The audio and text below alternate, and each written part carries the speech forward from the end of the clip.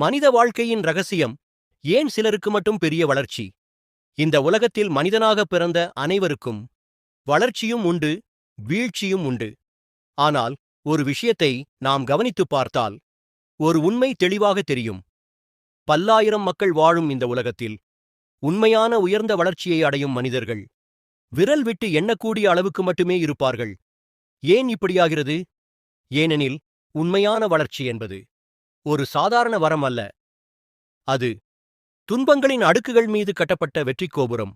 ஒரு மனிதன் வாழ்க்கையில் பல இன்னல்கள், பல தோல்விகள், பல அவமானங்கள், பல மனவேதனைகள் இவற்றை அனுபவித்த பிறகே அவன் உள்ளத்தில் ஒரு மாற்றம் உருவாகிறது.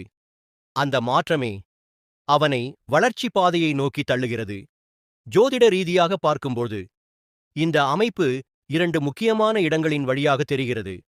லக்னம் மனிதனின் வாழ்க்கை பாதை.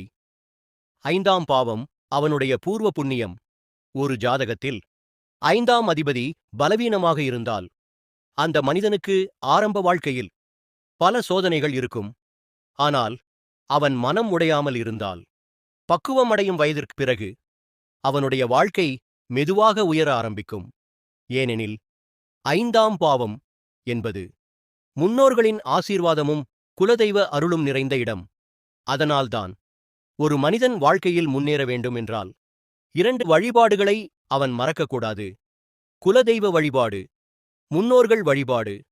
இந்த 2 வழிபாடுகளும் லக்னத்திலிருந்து 5ஆம் பாவத்தின் சக்தியை மெதுவாக எழுப்பும். அந்த சக்தி எழுந்த பிறகு ஒரு மனிதனின் வாழ்க்கையில் மெதுவாக மாற்றங்கள் ஆரம்பிக்கும்.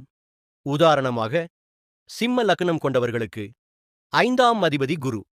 அதனால் அவர்கள் குரு வழிபாடு செய்தாலும் அல்லது திருச்செந்தூர் முருகன் வழிபாட்டை தொடர்ந்து செய்தாலும் அவர்களின் வாழ்க்கையில் அதிர்ச்சியூட்டும் மாற்றங்கள் நிகழும்.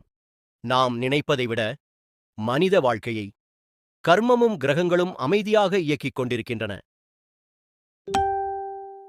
அதனால் தோல்விகள் வந்தாலும் மனம் உடைய வேண்டாம். ஏனெனில் துன்பம் என்பது பலவீனத்தின் அடையாளம் அல்ல. அது வரப்போகும் பெரிய வளர்ச்சியின் முன்னுரை. ஒரு மனிதன் தன் குலதெய்வத்தை நினைத்து முன்னோர்களை மரியாதை செய்து தன் கர்மத்தை நேர்மையாக செய்தால் அவனுடைய வாழ்க்கையில் ஒரு நாள் கண்டிப்பாக வீழ்ச்சி வரலாறு முடிந்து வளர்ச்சி வரலாறு தொடங்கும்.